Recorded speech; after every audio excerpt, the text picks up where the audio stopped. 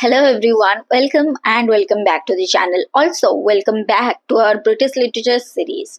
And in this video, we are stepping into the intellectually rich and often chaotic world of the postmodern age, which was considered as a period that questioned about the truth, the sacred tradition, and which transformed the storytelling as we know it today. So let's explore how British literature has evolved in the post-World War II landscape. And if you all are new here, then don't forget to subscribe and explore our previous videos from the British Literature series, especially the Victorian and the Modernist era.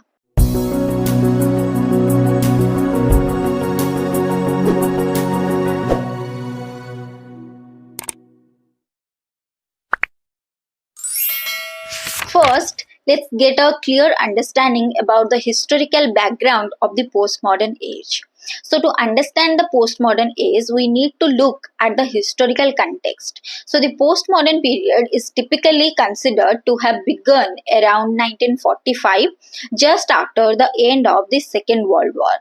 And the horrors of the two world wars, the World War I and the World War II, the Holocaust and the use of the nuclear weapons that was used in those two wars had left the world in a very disillusioned manner.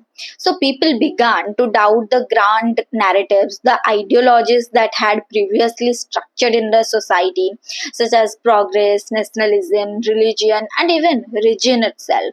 So the post-war era was also marked by the rapid technological growth, the rise of mass media, the Cold War, and the global capitalism, all of which contributed to a new kind of anxiety and skepticism in literature and culture. So this is all about the historical background of the postmodern age. After the historical background or the historical context, let's now come to the context of postmodernism in the sense of intellectual and cultural. So while modernist writers like T.S. Eliot, Virginia Woolf had already begun to challenge the literary norms, these postmodernist writers, they went further. They didn't just break the old rules, they questioned about the idea of those rules.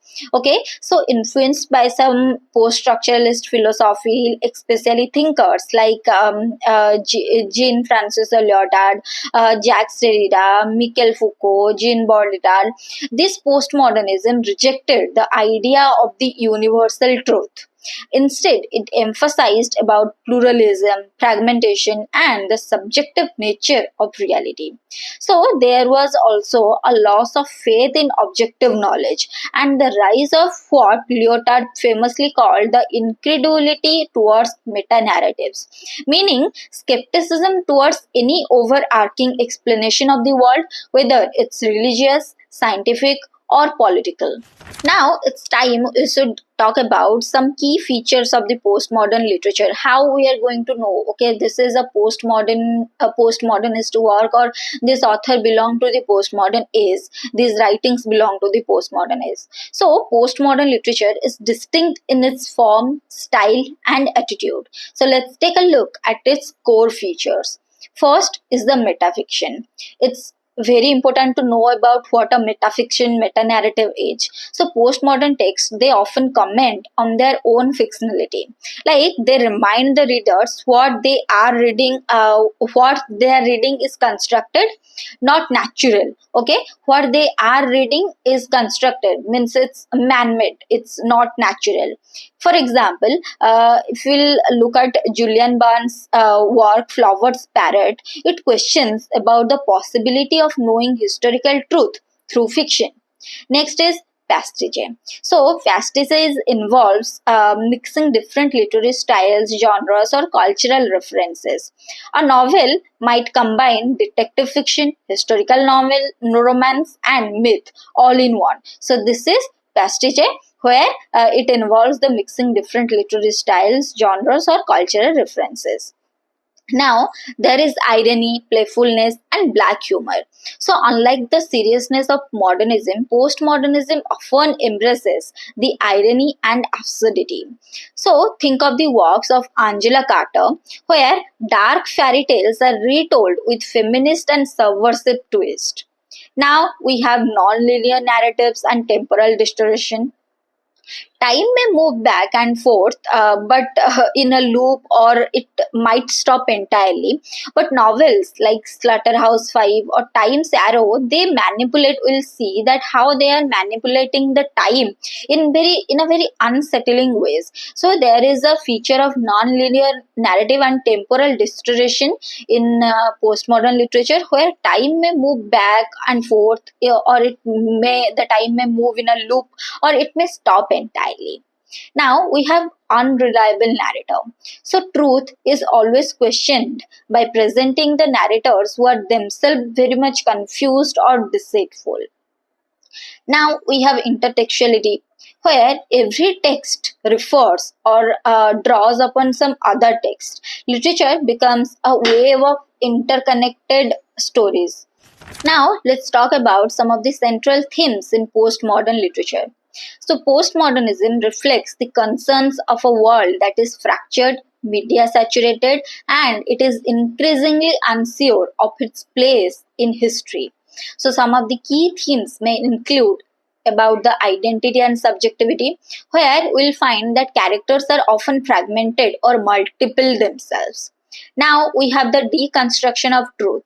So truth is shown as unstable, influenced by language, culture, and power. And we may have the theme of collapse of boundaries, where between the fiction and reality, high and low culture, author and reader will find ourselves. And if we talk about the globalization and consumerism, so these influence both themes and settings, showing how people are shaped by corporate and media forces. In the end, we have gender, race, and power structure. So, postmodernism often critiques or exposes the systems of oppression through satire or parody. And one of the most talked thing was hyperreality and simulacra by Baudrillard, where, as Baudrillard argues, that representation becomes more real than reality. So, in literature, this often translates to the blurred boundaries between reality, media, and fiction. So these are some of the central themes we are going to find in our postmodern literature. So we already got a overall idea of what is postmodern literature was all about, or what is postmodern age was all about. Now we should know about some of the prominent British postmodernist writers. Now let's meet some of the most influential and British writers who are associated with the postmodernist literature. First is Angela Carter. So her works like The Bloody Chamber reimagines the fairy tales with dark eroticism and feminist themes. We can get under this postmodernist literature. Julian Barnes was one of the most famous postmodernist writers. In Flower's Parrot, his famous work, he plays with biography, fiction, and the reliability of memory. Like that, in Jeanette Winterson was a famous writer, and her most famous work, Oranges Are Not the Only Fruit, is my personal favorite. So it is a postmodern semi-autobiography blending fiction, myth, and lesbian identity politics. We have other writers like Martin Amis, whose novels like London Fields use black comedy to critique about the contemporary British society. I'm just giving you a general idea about what they write, what are these writers writing are based upon. Like that, we have Ian McEwan. His early fiction often reflects about the postmodern paranoia and ambiguity. Just like that, we have the most famous writer, Salman Rushdie. Though often associated with post-colonialism, his works like Midnight Children, The Satanic Verses embody the postmodern techniques like the magic realism, narrative play, and the cultural hybridity. Now, in the end, we have some of the important concepts and points to remember. So, to sum up the key ideas, postmodernism does not just offer answers, it explores the complexity and contradiction. Next, it deconstructs the idea of authorial control, originality, and objective meaning. So instead of single coherent plot, you might get stories within stories, contradictory accounts, or no clear resolution. And the line between the fact and fiction is so frequently blurred that it invites the readers to question what they know. So the postmodern age gave writers the freedom to experiment, subvert, and provoke by reflecting the uncertainty and multiplicity of the modern world. While it may seem difficult or even chaotic at times, postmodern literature opens up new ways of thinking about truth, identity, and storytelling itself.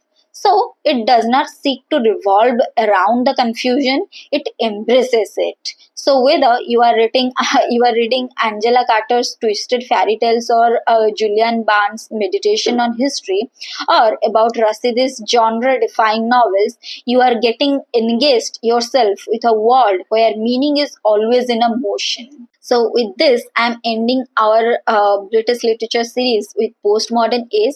So if you all found this video insightful and helpful, then please don't forget to like, share, and comment below your favorite postmodern author or book, or about what idea of the postmodern literature you found the most interesting. And don't forget to subscribe to our channel for more deep dives into our English literature.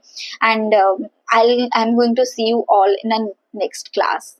Till then, be safe and keep loving literature.